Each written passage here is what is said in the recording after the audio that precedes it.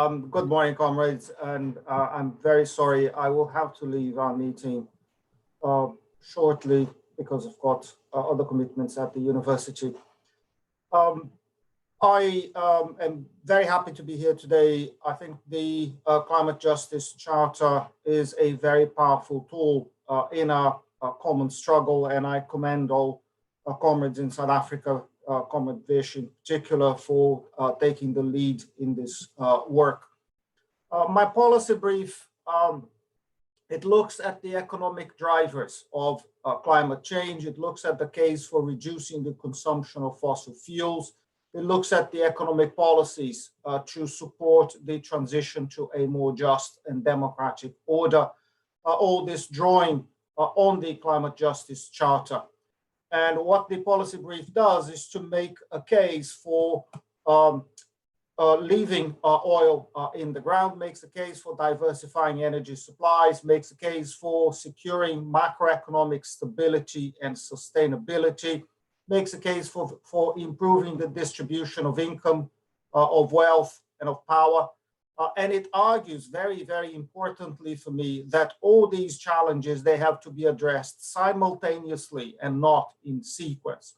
And this is for reasons of legitimacy, practicality, and effectiveness. My argument is that the sacrifices that will be involved in the energy transition, they can achieve and secure public support only if they are coupled with the reversal of the excluding logic of neoliberalism.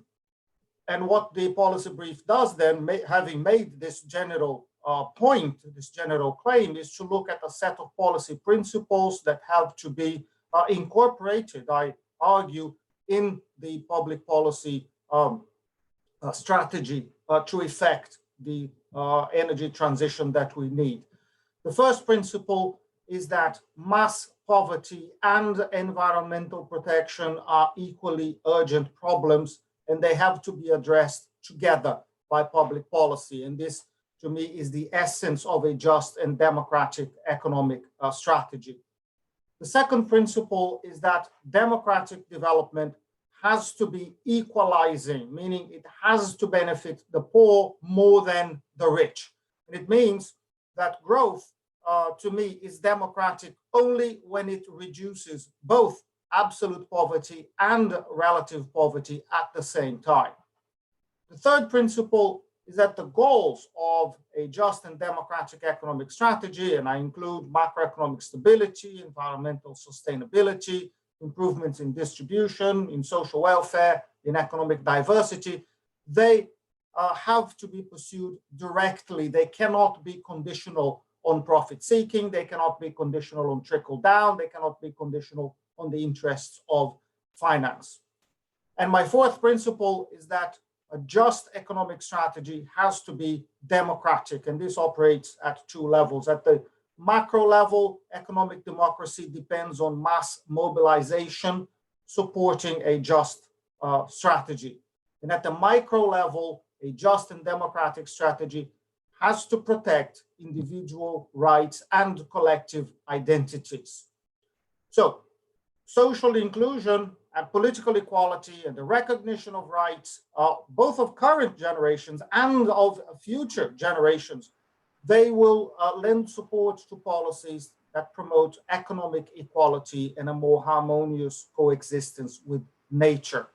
But what happens today under neoliberalism is that public policies systematically, they promote inequality, they promote social exclusion, and they promote alienation. They create incentives for selfish behavior, for predatory approaches to the environment, for political repression, and they create unsustainable economic structures.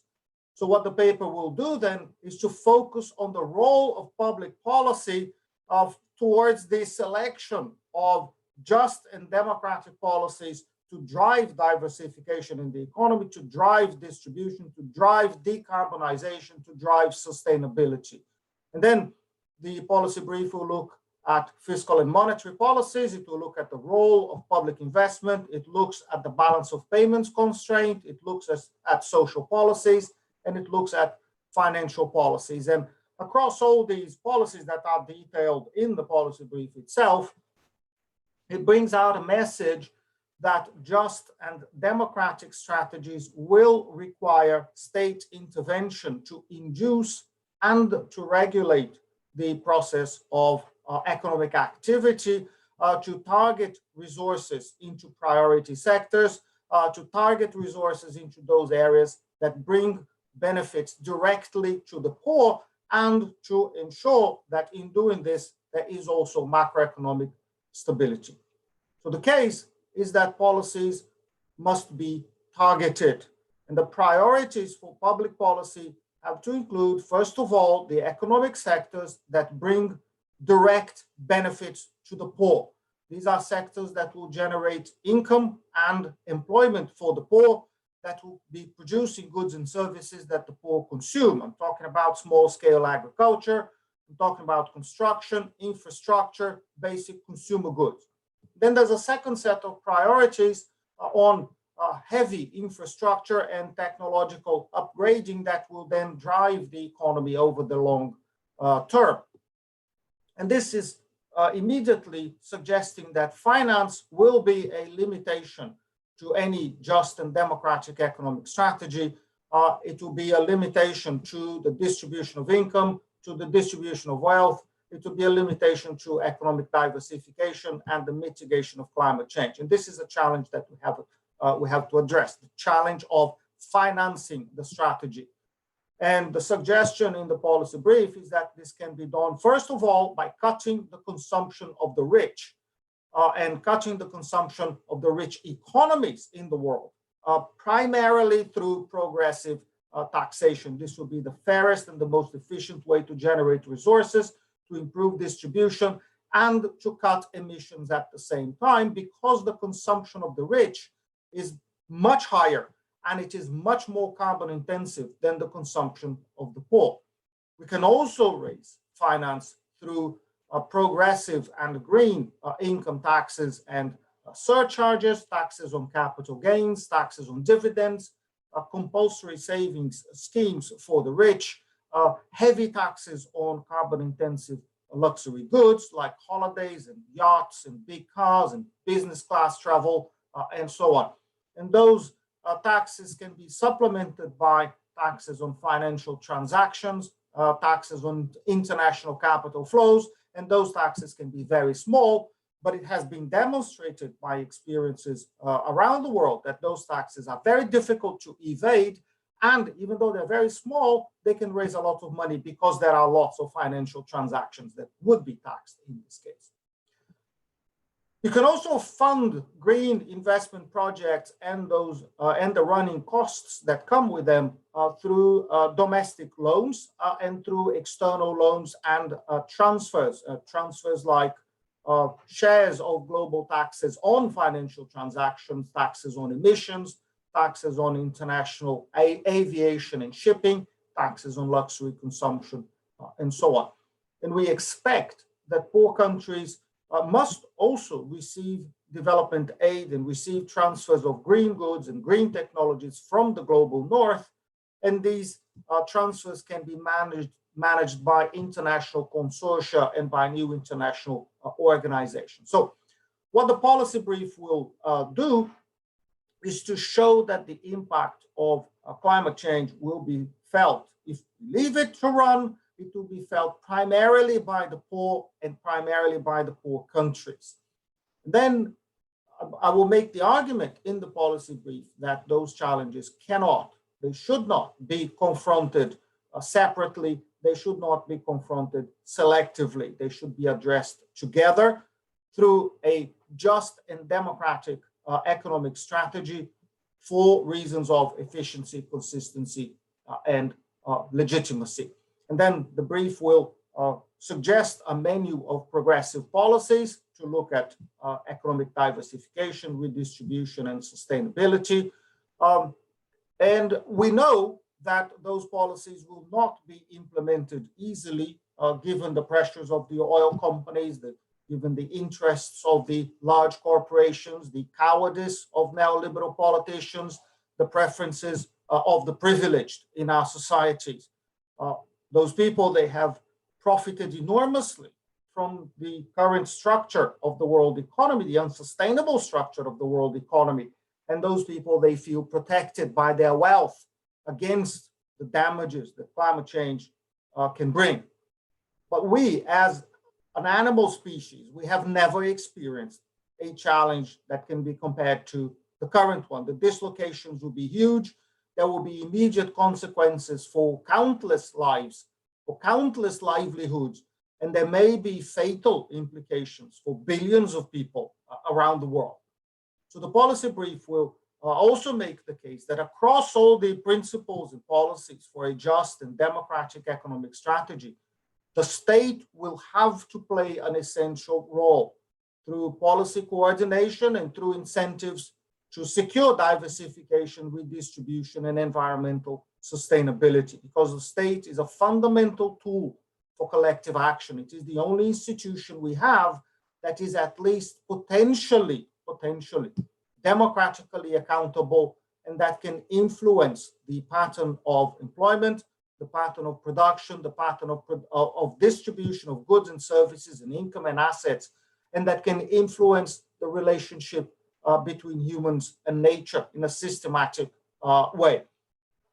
So a just and democratic economic strategy will be distinctive because of the way in which the state coordinates activity in order to achieve the overall goals of the strategy. This is not about one-off policy changes. It is about the transformation, the cumulative transformation of our modes of production, modes of exchange, modes of consumption, and forms of international integration, and the way in which we construct a new set of social relations and a new type of metabolism with nature. We need to close the feedback loop between mitigation of climate change, equity, democratic governance. And by doing this, we can provide the drive and the legitimacy for an economic model that ultimately will benefit almost everyone. And I think this is the core of the just and democratic economic strategy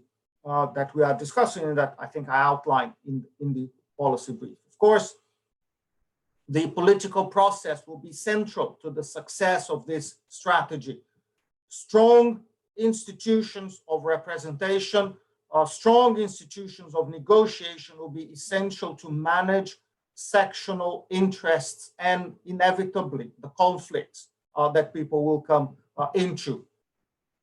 Just and democratic policies will also need to limit the power of the traditional elites, because those elites tend to be committed to social, political, and economic inequality, and committed to unsustainable patterns of production, consumption, and growth. And it is because of the biases, the political biases that come from those entrenched inequalities, that we need the mobilization of poor people to neutralize them. Mass participation, mass mobilization will give very large numbers of people the opportunity to influence policy and to act directly on the redistribution of income, of wealth, of power, and opportunities. They will give them a direct way to push for the diversification of economies and to increase resilience against climate change. Those debates, I think, are very, very important. They break the monopoly of the rich. They break the monopoly of the professional politicians, the monopoly of the paid advisors, the lobbyists, the high-ranking civil servants, the monopoly of the established academics in the selection, the implementation, the evaluation of economic policy. The point that I want to make is that economic policy is too important to be left to the policymakers. This is a mass problem. It needs mass intervention.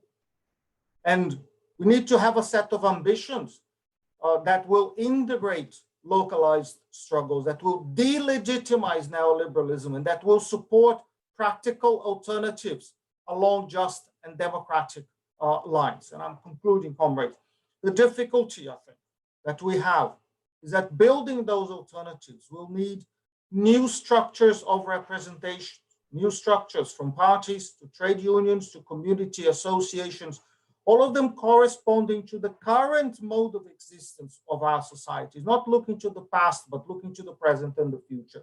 And our societies that have been extensively decomposed under neoliberalism, that have been imperfectly integrated globally, societies that have different cultures, but that are highly connected through internet-based tools, just like us this morning. We are still discovering how to do this. We're still discovering how to build movements that can win. But today I am more optimistic than I have been for a very long time. We have seen localized, sometimes temporary, but significant successes of the left around the world. And we are finally, I think, identifying forms of organization that can actually work and achieve victories.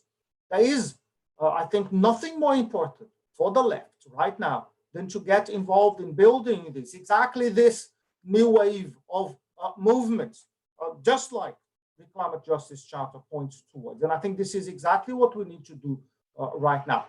And I believe, being dramatic, and I'll finish on this, that there is a race now between the restoration of social and political collectivity, drawing on progressive principles and against neoliberalism, and on the other side, the rising tide of barbarism in our societies, in the environmental domain and in other domains too. And I think the winner of this race will literally take it all. So we have to win this one. Thank you very much, comrades.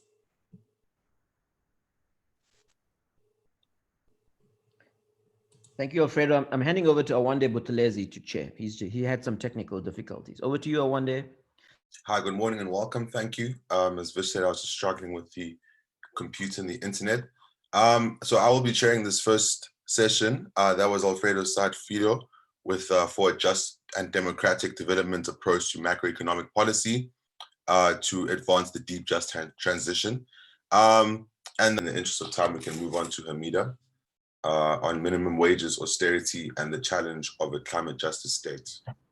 Good morning to everyone. I've just been exceptionally busy, and when Duma phoned me yesterday, he said, by the way, are you ready for your presentation? And I'm like, oh my God. So I'm really sorry.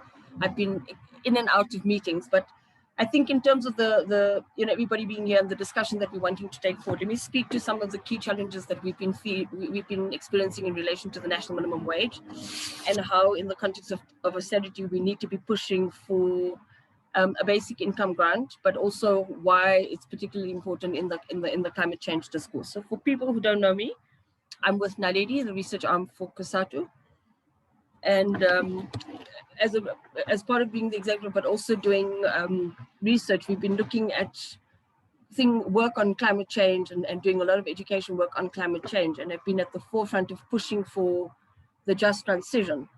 Now, the difficulty that we're finding in the South African space is that the notion of the principle of a just transition found resonance as a result of Naledi and Naledi comrades pushing consistently at various forums for the just transition principle to be integrated. The problem, however, is that despite the fact that COSATU, as well as COSATU affiliated unions, have agreed to and accepted the principle of the just transition, very few comrades can actually articulate what this means. And as a result, we're finding that the word is becoming appropriated by many people and is being given different notions. And I had a NEDLAC meeting where I had to make a presentation on the issue of the future of work and decent work agenda within the context of climate change. And one can see that it's going to be quite a difficult fight for Labour to get back its principle, noting the fact that we're quite slow on the uptake when it comes to key spaces in which we can actually be forcing a principled position around the just transition which is worker-centric, as opposed to having a just transition in the context of a business as usual scenario. I think it was specific issues in relation to the national minimum wage. So I had the opportunity to do a review of the current national minimum wage. The review was done independently, and it came through COPAC as the organization who hosted the research. In 2017, after major deliberations, just in terms of a little bit of context. There was a major contestation around, what the national minimum wage should be, why we need a national minimum wage, what's the aims and objectives of the national minimum wage, are over and above the fact that there needs to be a minimum earning amount. By 2017, it was agreed that 3,500 Rand would be the national minimum wage salary, or the cumulative amount that somebody would earn at the end of the month. And there was 20 Rand an hour was then the hourly rate.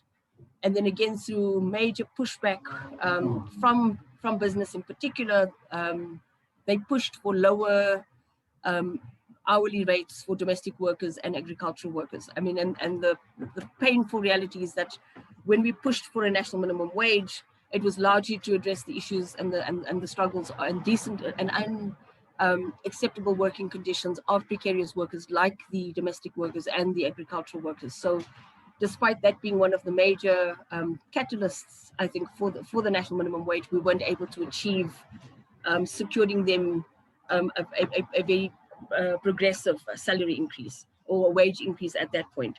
What was also interesting in the discussions is that historically South Africa had something called a sectorial determination, and through the process of a sectorial determination, the Minister of Labour was able to determine the wage conditions as well as the wages for workers who fell outside the basic conditions of employment, which traditionally were your domestic workers and agricultural workers. So because under the sectorial determination, certain conditions for work was actually achieved, it was actually won by unions and by workers themselves,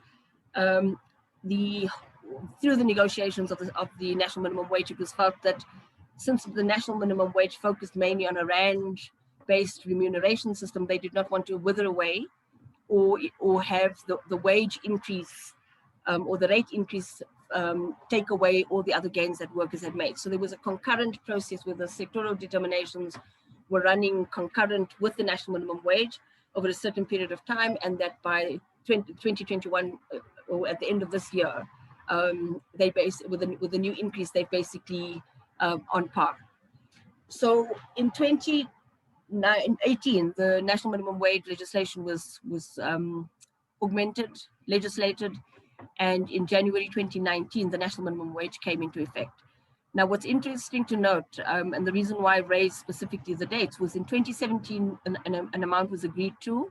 In 2019, that very same amount, without looking at the context of inflation, nor the fact that the amount was being implemented 3 years later, the 3,500 Rand was still kept as the amount, the rates were kept as the rates, and we were facing a recession. We've in this year we then undertook through the DPRU, which was funded, and a request that came from the National Minimum Wage Commission. As per the legislation, they're required to undertake a review. So we then undertook, or two different organizations undertook the review. The one was the DPRU in conjunction with the University of Johannesburg, and then independent researchers, which was myself, Renee Grabowski, and Sandra van Niekerk, looking specifically from a labor perspective, what is the national minimum wage, what has been the implication of the national minimum wage.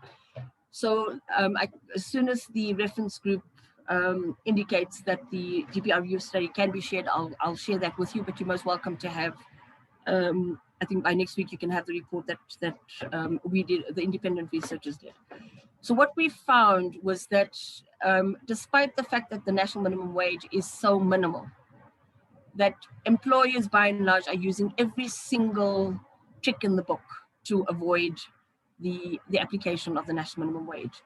In the agricultural and domestic workers sector, it was interesting that many from a domestic workers level, from a household level, many employers were actually paying relatively good wages. They weren't aware of the national minimum wage legislation, but were generally quite caring, and this was what interviews were demonstrating, that generally employers at the household level were quite caring of domestic workers, understood that they also had families, were coming from almost a maternalistic kind of orientation, and were within their financial circumstances, wanting to provide what they thought was a reasonably good wage. When it came to the changes in the legislation which required employers to institute the UIF, which is the Unemployment Insurance Fund, so you have to contribute a certain portion to the UIF, by and large, employers were not doing this, and this is a legislation that came into effect prior to the national minimum wage. In relation to benefits, when it came to leave, time off, sick leave, working hours, all of these conditions, unfortunately, despite the fact that the sectorial determinations were quite clear, they were actually being violated. So on the wage level, domestic workers were earning fairly in line with, or maybe even better than what the national minimum wage was prescribing. But in terms of working conditions overall, the benefits were being undermined. And then obviously there's the integration between a domestic worker and family. So it was sometimes very hard for a domestic worker to be distinguished as an employee, when in many instances they were quite integrated into the family, quite conveniently for the benefit of the employer. With regards to the agricultural sector, on the other hand, we found that there was a major adjustment from what the previous rates were to be for the wage to now be in line with the national minimum wage. The agricultural sector employers were very, very aware of what the national minimum wage required. They had instituted it with quite a high level of compliance, but at the same time, they felt while they were doing the necessary as per the law, noting the fact that there would be ramifications if you were in violation, they then started shifting the way in which they employed workers. So there was flexibility of work. They started to reduce the number of permanent workers that were coming onto the farms. They also started to move in the direction of mechanization, and slowly but surely were starting to wither away the number of workers that were actually working on the farms. What the national minimum wage did not do, and as I indicated in terms of the sectorial determinations and the benefits that workers were able to gain, what wasn't secured in the negotiations was that any gain that workers made prior to the implementation of the national minimum wage, even if it was informally secured, such as living on a farm for free, or having access to water and electricity, or the farm worker, the farmer transporting the children to school, or providing payment for children to attend school, or the fact that there was a farm school that was on the farm specifically there for the purposes of ensuring that farm workers' children were actually receiving education. Anything that was perceived as a benefit outside of the sectorial determination and the national minimum wage that initially was implemented was then taken away by farmers. And they basically argued that, well, by virtue of the fact that we now have to pay you the national minimum wage, we can't sustain both. So workers, on one hand, in rand value, were then seeing an increase, but when you looked at the qualitative or cost benefit analysis of what were they left with at the end of the day, they were actually worse off under the national minimum wage than they were prior to the national minimum wage in rand value, because the national minimum wage increase was minimal, and the new costs that they now had to incur by virtue of the fact that employers that had removed those benefits had just increased substantially. So basically, the realization of what the national minimum wage was supposed to have realized for agricultural workers, in effect, for a large number, has actually not happened. We also did some work and engagement with the Pietermaritzburg Dignity, the Pietermaritzburg Economic Justice and Dignity Group. So they had, over the last 3 to 4 years, conducted a survey looking at households, predominantly poor households, in I think across 4 provinces. And what they were, the key people that they were basically focusing on in terms of their survey were people that would constitute the precarious or the working class, unemployed, people that are located in the informal economy, and those who would be general workers or domestic and agricultural workers who fall under the national minimum wage.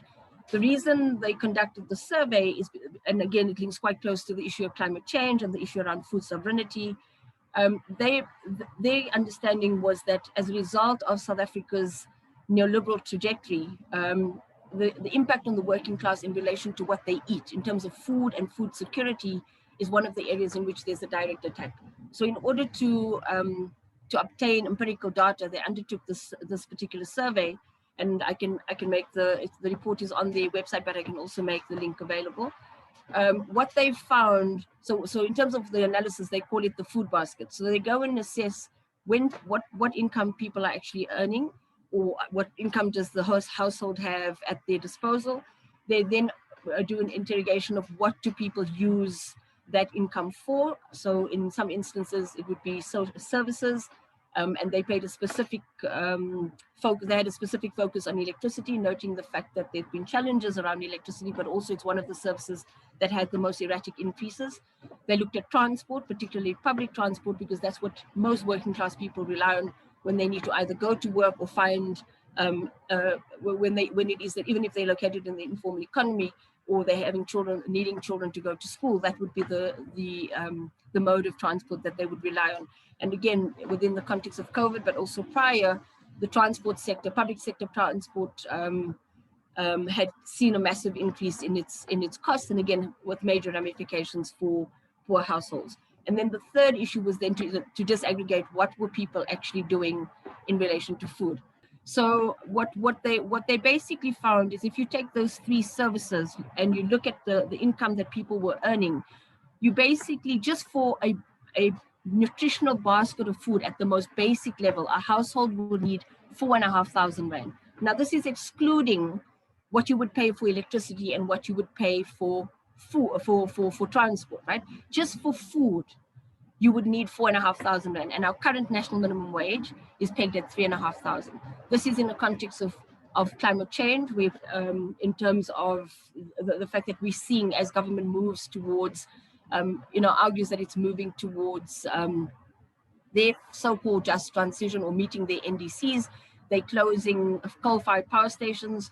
In the context of COVID, we've seen massive retrenchments. We've seen high levels of unemployment, and I think Duma is the one that's going to give you the statistics in relation to what's been happening in the economy, as well as debt. I think the context in which we're seeing the devastation on the ground not only calls for a basic income grant and a review of the national minimum wage, but it also states quite categorically, or it demonstrates quite categorically, that the current national minimum wage is in fact a poverty wage. Thanks. Thank you, Hameda. And now we can move on to Duma Gqubule on anti-austerity macroeconomic policy choices to advance a climate justice deal. I'm almost done with my policy brief. I battled with this one because it's not an area that I have actually followed very closely. I started following the issues around climate and the environment. I've always been politically on the same side, but I started following them maybe when the Green New Deal came out in the US, and I was very attracted to the Justice Democrats platform, because I saw it as a, how can I put it, a very easy to understand, non-technical way of explaining the issue to people who are not specialists, people go to the general public. That's number one. And then I also found what was interesting about it is that it was a broad-based campaign, whereby if you are going to lose your job, let's say in Mpumalanga, you can immediately see how you will benefit as a family. Because in South Africa, too often to me, the just transition was just a slogan. But when I read the Green New Deal, it became obvious after 5 minutes that this is really something that's going to fundamentally change the society. And also when I read the Climate Justice Charter, it was a very easy to understand thing. And what attracted me to the project that you're on is this possibility of red-green alliances. And so I've always felt that we need some kind of a document that integrates all the campaigns that are happening across civil society on the left, that everyone can buy into, something similar to the US Justice Democrats platform and the Green New Deal. So basically my paper is almost finished. In just a few more days, and I hope to learn a little bit more as to what I can incorporate in terms of the recommendations. So I'm basically at the recommendation stage. So the paper starts by providing an evolution of the minerals energy complex and its impact on the environment and the climate crisis. And I just lay out the 3 shocks to society that we're experiencing right now. This is the economic shock, the public health shock, and the climate shock. So the economic shock, as you know, it's like the deepest shock in a century, and the public health shock as well. So that's what I start off by doing. And then I look at the 4 phases of, I look at an overview of the economy over the past 3 decades and the 4 phases of the post-apartheid period. I look at the late apartheid years, the gear years, the mini boom during the mid-2000s, and then what I call the lost decade that preceded the crisis that we're currently in. And then the lockdown, which started in March 2020, and the second lost decade that we are almost certainly getting into. And then I evaluate some of the policy responses from the government. I'm talking about the stimulus package of the president, the 3 budgets, and the reconstruction and recovery plan. So that is, so just a little bit about the crisis. Before the crisis, I talk about quite extensively. The unemployment, as Hameda was talking about, 11.1 million unemployed, 47% for Black Africans, 51% for Black African females, and 51.4 in the Eastern Cape, where half my family comes. Now, the tragedy about this whole situation is that there was a statistical anomaly that pushed the majority of the 1.7 million people who got employed since the lockdown into a category where they can't be counted. So if we do count them, the horrific unemployment statistics, some would say the true unemployment rate is much worse than what is in the numbers here. So obviously we know about the 64% poverty rate for Black Africans, the inequalities in our country in terms of income and wealth. And we obviously had 5 years of declining GDP per capita, 2 recessions in 2 years, 3 consecutive quarters of declining GDP by March 2020, and we were heading for a 3rd recession in 3 years. So we've had 7 out of 10 quarters of declining GDP since 2018, and 8 out of 10 quarters of declining investments, despite all these summits that we've had. So, these are some of the... Sorry, Duma. Sorry? I just wanted to notify you that your screen had frozen, so currently we're not looking at your presentation. Okay, so it's frozen, it's fine, I'll just talk, yeah. So, then I talk about the 4th phase of the post-apartheid economy, the current crisis, which I believe will eviscerate most of the dreams of our liberation.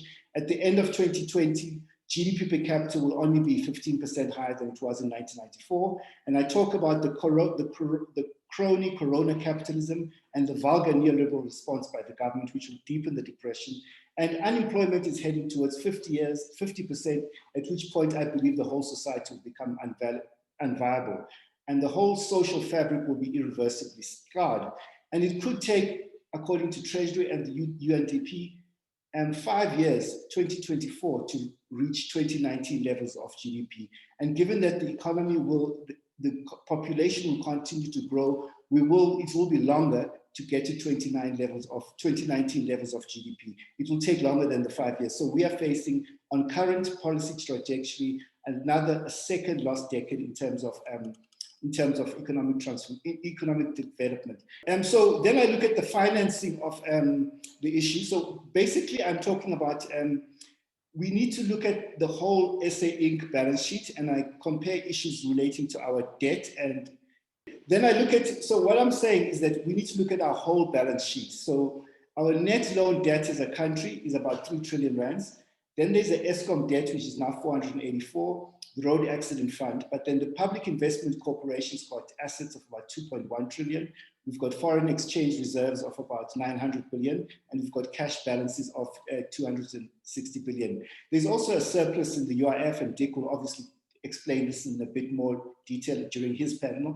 And we believe with Dick and the AIDC that we can restructure this SA Inc. balance sheets to release resources for development. And then I'll talk about the debt to GDP ratio.